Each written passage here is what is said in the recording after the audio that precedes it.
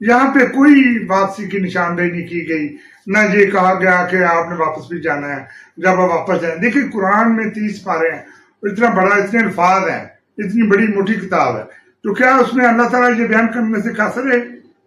تھوڑا سا اشارہ کر دیتے کہ جب آپ دوبارہ واپس جاؤ گے تو میں، ایسا نہیں کہا گیا، بلکہ یہی کہا گیا کہ جو تیرے منکر ہیں جنہوں نے تجھے نقصان پہنچانے کی کوشش کی۔ لیکن آگے دوسری آیت یہ ہے کہ وہ 57 سورہ نساء، اس کی روح سے یہ ہے، اللہ تعالیٰ یہ کہہ رہے ہیں کہ انہوں نے اس سے پہلے مریم پر بھی بہتان باندھا تھا، اور جب اس پر بھی یہ بہتان باندھا کہ ہم نے اللہ کے رسول کو قتل کر دیا، حالانکہ ایسا نہیں ہے، نہ وہ قتل کیا گیا، نہ وہ صلیب پر لٹکایا گیا، بلکہ وہ شائبے میں ڈالا گیا۔ شائبے کا لفظ ہے، اور میں نے اس کو اپنی طرف اٹھا لیا۔ اب دو چیزیں ہیں یہاں پہ، اس کو زندہ اٹھایا یا مار کے اٹھایا۔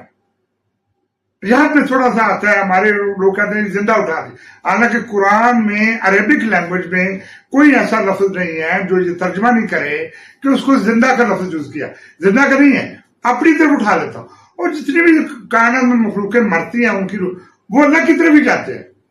ان کا مر جانا یہی ہوتا ہے، اللہ کی طرف اٹھا دینا، اللہ نے اٹھا۔ ہم بھی یہی کہتے ہیں خدائے اللہ،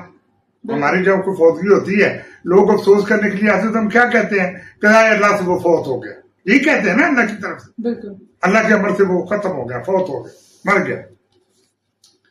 دونوں آیتوں میں کہیں نہیں لکھا ہوا یہ جو بات کی گئی نا اپنی طرف اٹھا لیتا ہوں یا میں اس کا فیصلہ کروں، یہ اصل میں ان لوگوں کو جواب دیا گیا قرآن پاک میں جنہوں نے یہ باتیں پھیلا دی۔ دیکھیں نبی اکرم صلی اللہ علیہ وسلم اور آل مسیح عیسیٰ ابن مریم کے درمیان کوئی 670 سال کا فرق ہے، 570 سال لگا لیں، 40 سال کے بعد قرآن میں یہ